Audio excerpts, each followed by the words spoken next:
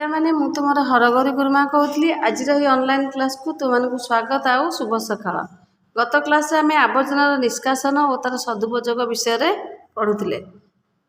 ଆବର୍ଜନା କ'ଣ ଏବଂ କେଉଁଠାରୁ କେଉଁ କେଉଁ ଆବର୍ଜନା ମିଳେ ସେ ବିଷୟରେ ଆମେ ଜାଣିଲେ। ଆଜି ଆମେ ପଢ଼ିବା ଯେ ବିଦ୍ୟାଳୟ, ଘର, ଡାକ୍ତରଖାନା, ମନ୍ଦିର ଆଦି ସବୁ ସ୍ଥାନରୁ ବାହାରୁଥିବା ଆବର୍ଜନା ଗୁଡ଼ିକୁ କେଉଁଗୁଡ଼ିକ ମାଟିରେ ମିଶିଯାଏ, କେଉଁଗୁଡ଼ିକ ମାଟିରେ ମିଶେ ନାହିଁ, ଆମେ ସେ ବିଷୟରେ ପଢ଼ିବା।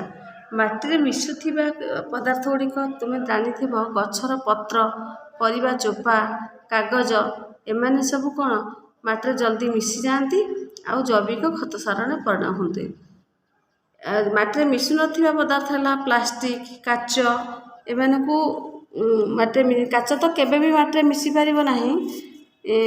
ପ୍ଲାଷ୍ଟିକ ହୁଏତ ଶହ ଶହ ବର୍ଷ ରହିଲା ପରେ ମିଶିବ। ତେଣୁ ଆମେ ଯଥା ସମ୍ଭବ ଚେଷ୍ଟା କରିବା ଯେ ମାଟିରେ କୌଣସି ଆବର୍ଜନା ମିଶାଇବା ନାହିଁ। କେବଳ ଯେଉଁଗୁଡ଼ିକ ମାଟିରେ ମିଶିବ, ଜୈବିକ ଖତ ସାରରେ ପରିଣତ ହୋଇପାରିବ, ଆମେ ସେଗୁଡ଼ିକୁ ମିଶିଲେ ଭଲ। ଏବେ ଆମେ ଦେଖିବା, ଯୁଆଡ଼େ ବି ଚାହିଁବା ଯେ ସବୁଆଡ଼େ ଆବର୍ଜନା ଅନେକ। ତେଣୁ କିଛି ବର୍ଷ ପୂର୍ବେ ଲୋକମାନେ ହାଟକୁ ଗଲାବେଳେ କପଡ଼ାର ବ୍ୟାଗ୍ ତିଆରି କରି ନେଉଥିଲେ। ଆଉ ପ୍ଲାଷ୍ଟିକ ବ୍ୟାଗ୍ ଏବେ ବର୍ତ୍ତମାନ ଆମେ ବ୍ୟବହାର କରୁଛେ। ସେଇ ପ୍ଲାଷ୍ଟିକ ବ୍ୟାଗ୍ରେ ଯେତେବେଳେ ଖରାପ ହୋଇଯାଉଛି, ଆମେ କ'ଣ କରୁଛେ? ବାହାରକୁ ଫିଙ୍ଗି ଦେଉଛେ।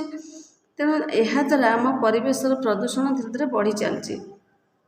ତେଣୁ ଆମେ ଏଥିପ୍ରତି ଯତ୍ନବାନ ହେବା।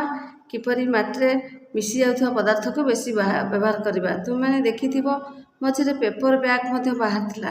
ଆମେ ବଜାରକୁ ଗଲେ ଯେକୌଣସି ଜିନିଷଟି ଆଣିଲେ ଆମକୁ ପଲିଥିନ୍ ବଦଳରେ ପେପର ବ୍ୟାଗ୍ ଦେଉଥିଲେ, ଯାହାକି ଆମେ ମାଟିରେ ମିଶିପାରିବ। ଆମେ ତାକୁ ଆବର୍ଜନା ଭାବରେ ଫିଙ୍ଗି ସାରିଲା ପରେ ସେଗୁଡ଼ିକ ଆମର କିଛି କ୍ଷତି ହେବ ନାହିଁ। ପୂର୍ବେ ଦୋକାନୀମାନେ ଆମକୁ କାଗଜ ଠୁଙ୍ଗାରେ ହିଁ ଜିନିଷ ଦେଉଥିଲେ, କିନ୍ତୁ ଏବେ ଏହା ପଲିଥିନ୍ ମୁଣିରେ ତିଆରି କରି ଜିନିଷ ଦେଉଛନ୍ତି।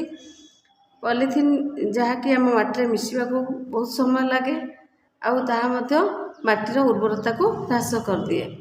ତେଣୁ ଆମେ ପେପର ବ୍ୟାଗ୍ କିମ୍ବା କାଗଜ ଠୁଙ୍ଗାରେ ବ୍ୟବହାର କରିବା ଭଲ। ଆମର ନୀତିଦିନିଆ ବ୍ୟବହାର ପାଇଁ ପ୍ରତ୍ୟେକ ଜିନିଷ ପଲିଥିନ୍ ପ୍ୟାକେଟରେ ମିଳୁଛି।